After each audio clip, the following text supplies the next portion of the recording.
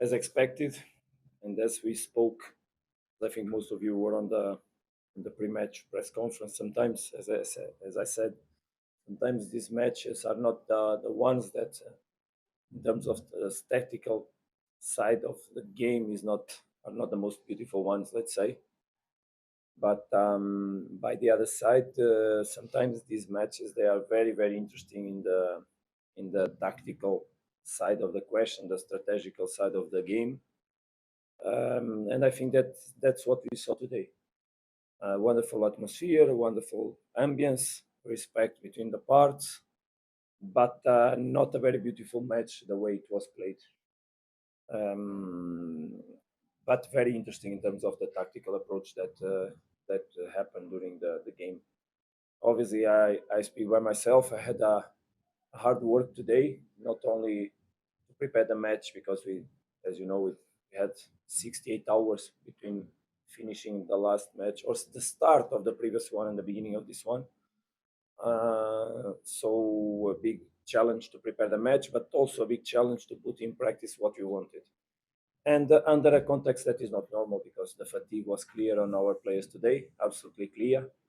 The way we played was conditioned a lot by the capacity that we could not sustain in terms of intensity of freshness, because fatigue is not only physical, it's neuronal. It's it comes here. So then the decision making sometimes was not the best. But are the times demand extreme measures, and I told the team that as a team we could win the match, and that's what we did.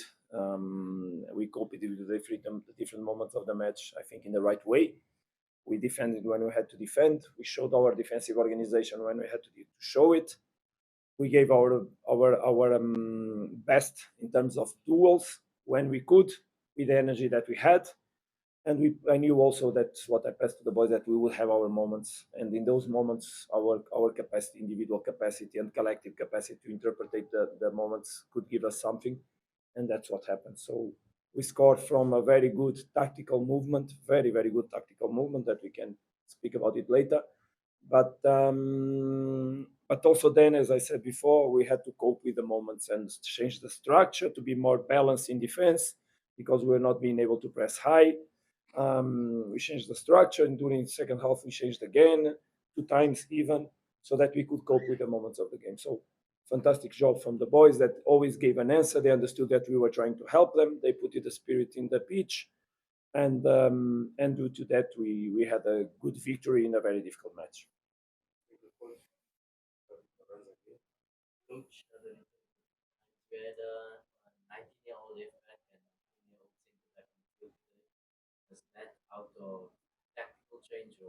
I didn't understand.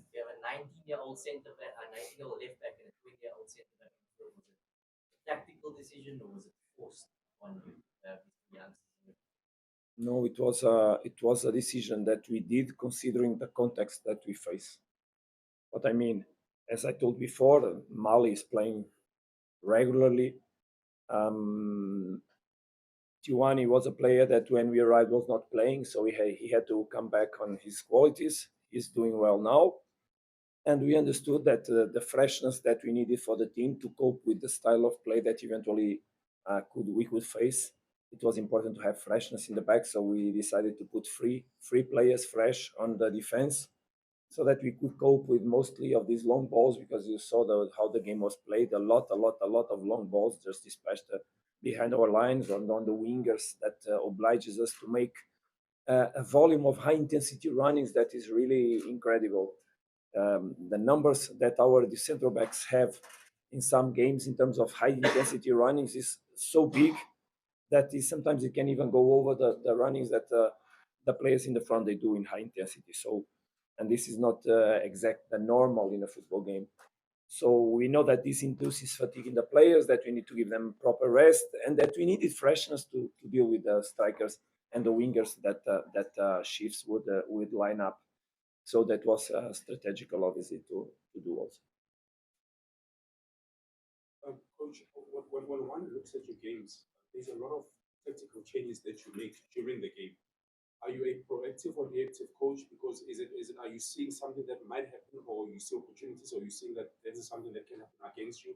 Can you maybe just explain the type of coach that you are? Because there's a lot of tactical changes in games, Mhm. particularly looking at the reference, the game of Orlando Pirates, this one as well against his Galaxy. So what type of a coach are you? Uh, I'm a coach that makes a great effort to try to be clever. Doesn't mean that I'm always, but I try.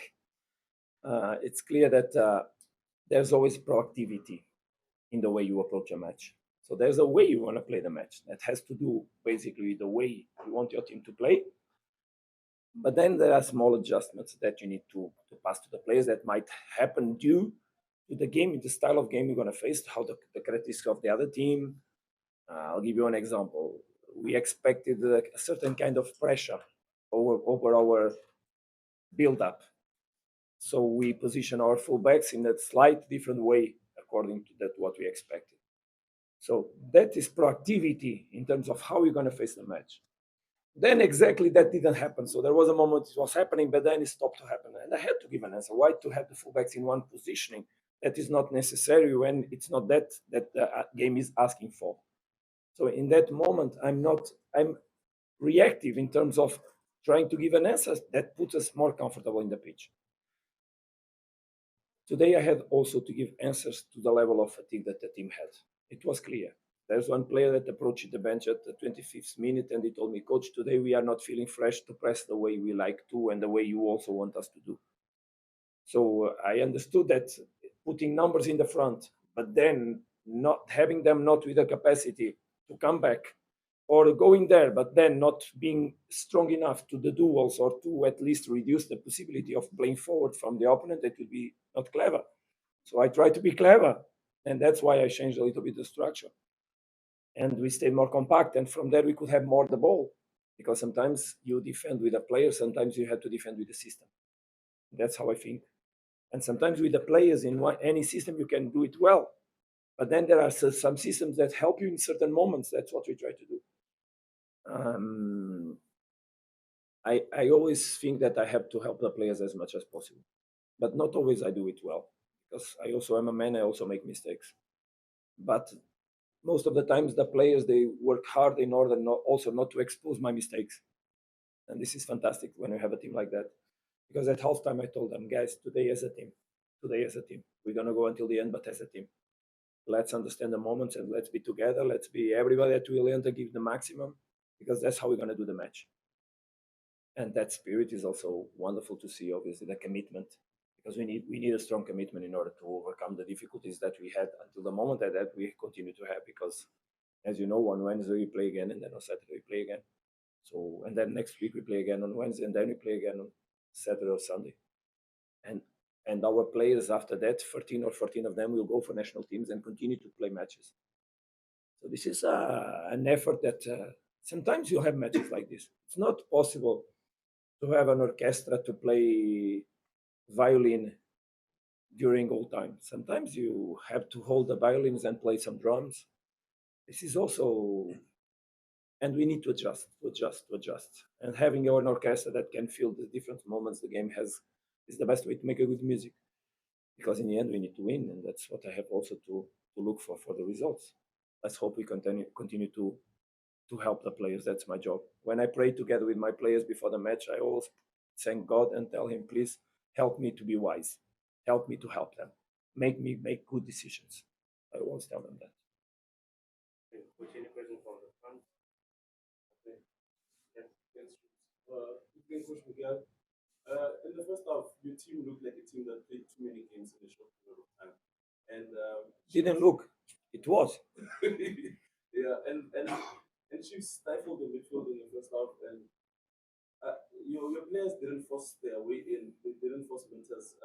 Was that a conscious decision that you made to maybe let Chiefs overstretch themselves while you conserve energy, and then hopefully you use your movement and you get a result in the new match? Yeah, we expected that shifts would overload the middle in order to put numbers. Um, but we knew that that also would give opportunities on the sides, and we have capacity by the sides, and that's how we scored. As you remember, their full back, because they had their midfielders all controlling the inside and the wingers controlling the inside, trying to close our build up in the inside. So their fullback was jumping on our fullback, but we knew that on that moment we had two men in the front. If we could attract one of the center backs, eventually the other one could play the ball on the space. So Peter made that movement. Wickham went on the space and received the ball there. Then he passed to Lucas to make the goal. So as I said, it's the players to interpret the things, because it was a very hard game, very tactically, very well prepared by Coach Nabi. Pilot has also good players, and there's an emotionality always behind these kind of matches. It's clear that we don't want to highlight, because our players are already in the level of tension that the games require these kind of games. So my approach is always very low in terms of demanding, and just giving them the tools so that they can give an answer. Sometimes it goes well, sometimes it don't. Today went well, and of course I'm happy for that. But very tough game, very tough game. Coach, what needs to happen to sort of to better manage the national team players uh, from Sundowns, and also from a final perspective? When you look at the schedule that Sundowns is on, there's an AFCON, there's a Club World Cup. It's a scenario where, for instance, the likes of Ronald and Liverpool would only get a free an off season in 2028 if they go to the World Cup. Well, we have good communication with. I didn't understand if you asked what the national team should do. I was asking the management of the players. My work on managing the players. And also, because I think there is another article that you read where they say the players don't have enough break or that's how you manage. Look, regarding calendars, is not up to me. What I know is that the World Cup is an important tournament for ourselves, is an important tournament for the world, is an important tournament for Africa in general.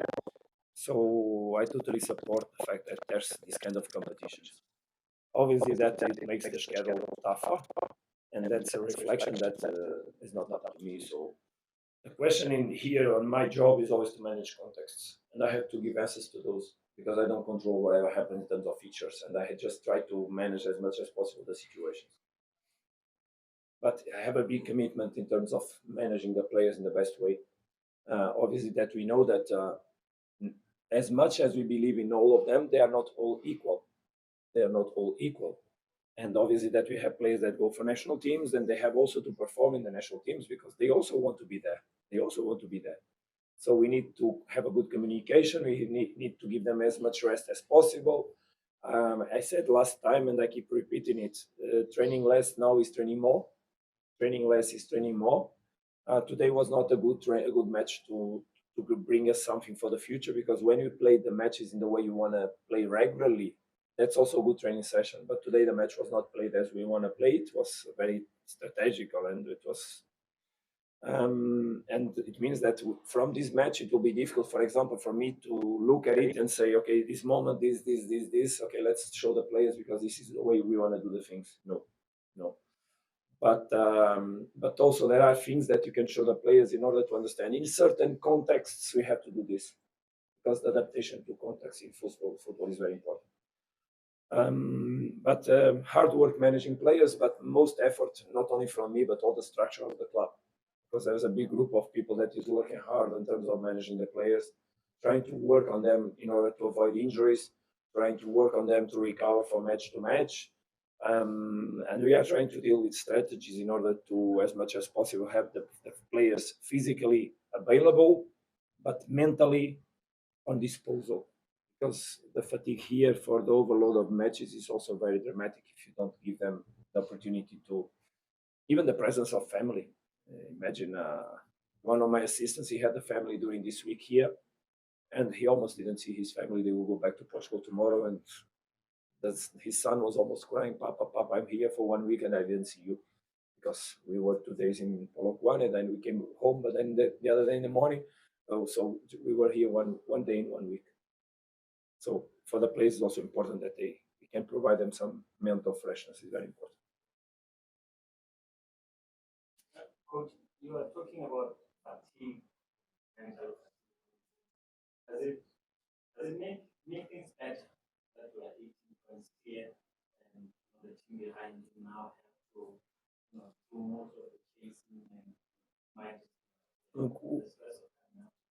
I totally understand your question. What I believe is that recovering from one match to the other when you win is completely different.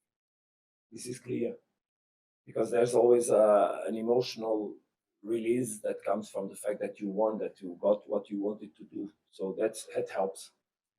The other day we were discussing. The other day, in the beginning of this series of matches, we were discussing strategies that would be important for the players to respect, and discussing with them and explaining them. And besides many of the things we discussed, I told them, and don't forget to win them as much as possible, so that also that helps to recover. Because obviously the ambience is different. The way you go for the training session is you are more happy, so the joy brings you good hormone release. That also helps you to physically to recover, of course. Regarding the points difference, we don't look back, we just look forward, and the looking forward is the next match on Wednesday in Golden Arrows. It will be a tough one again. That's a respect you should have for everybody, because really there's one story that comes. Is there something that's clear for me now? PSL matches, you don't know where they are tricky. They are tricky because the way the teams play, they are tricky. So we must have a lot of respect by everybody. Obviously, that we are a team to beat, so there's always extra energy also when we play against any team, and we have to be on the limit every moment. That's why I say that it's so important to not make mistakes on the players you line up, because sometimes you can put the team you wanted them to play, but they don't have the conditions to do it, and you can make a mistake on that. But then also the mental approach on the games is very important, because if we feel in any moment that we relax, it can be a big mistake for us. We just have to continue to play match after match after match until whatever. Now next one, very tough one by the way. Take the last two questions. There's your preview for Arrows already.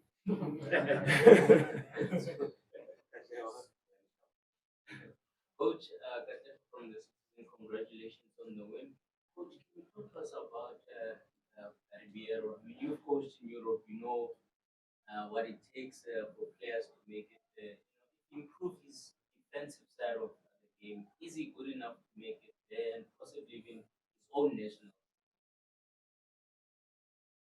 Well, you put it two standards on the table different, huh? Because one thing is playing Europe, another thing is the national team of Brazil. Lucas is no doubt a quality player, no doubt, no doubt. But he's a player that also needs freshness. I think that he's a player that is very explosive, and to be explosive, you need freshness. And he's trying to cope with the effort that he's been doing in the best way. We are trying to let him be as more to recover as much as possible between matches, but it has been very tough for him because explosive players are the ones that suffer more from fatigue. And he lives from these explosive actions. And I think he's doing less number of explosive actions due to the fact that he's tired. But the ones he does with quality. He does with quality. And today he had a couple of them, and thanks to a fantastic individual technical execution, he made a wonderful goal. Because sometimes these balls they go for it's a rugby shot and not a football shot, but he really put it in the right way. I hope he makes more years in the club, but I also hope one day he can express himself in a higher level, of course. Of course, because a coach always wants the best for the players. And I always tell them, I love to work with whoever you are, but in the end, if you can go for better, just go, please. Because it will make me better coach if I promote the players. No doubts. And in the past, it happened like that. And I hope in the future it will happen with some of Sundowns players if they want to go, because maybe they want to stay. Coach, we saw that you gave Chris Mudau starting today. He played, but eventually we saw him that in the 65th minute you had to then pull him off. Because is it an injury or did you bring him back too soon? What would you assess his situation as? No, he didn't come too soon on the match. We knew that we had to substitute him. We knew. And eventually also I knew that there were 2 or 3 players that eventually I would have to substitute. Lucas Suarez, I was thinking that I would have to take him out. Giovanni, I was thinking that I would have to take him out. And also eventually Jaden, I would be thinking that I would have to take him out because we know what we have. We have assessment on their physicality, let's say, on their data, the data that they produce. And also we have reports, assessments on their condition. No, Mudal made a wonderful recovery. From what we saw, it's nothing special on him. 2 or 3 minutes before he was on the line beside myself, I asked him, "How are you in the moment?" "Good." "Okay, let's go for a couple of minutes more." But the players, they also understand right now it's time to go out because and he protected himself, and I really appreciate that he did so because then we could put Tapelo, but also Tapelo could not play, should not play too much because as you saw last game, we also took out Tapelo. So now we need to give them rest to both of them so that we then decide who will play the next match.